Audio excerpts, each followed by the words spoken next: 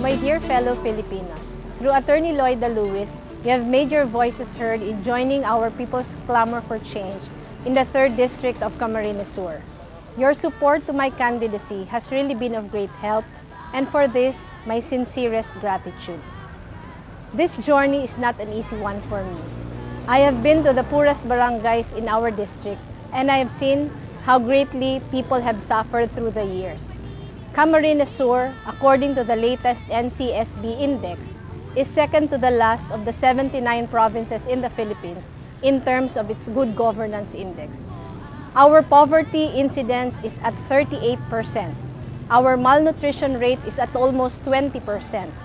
There is really so much work to be done, and the burden ahead is really overwhelming. But your support gives us strength, and your support will be an affirmation that everything will be possible. Again, thank you very much.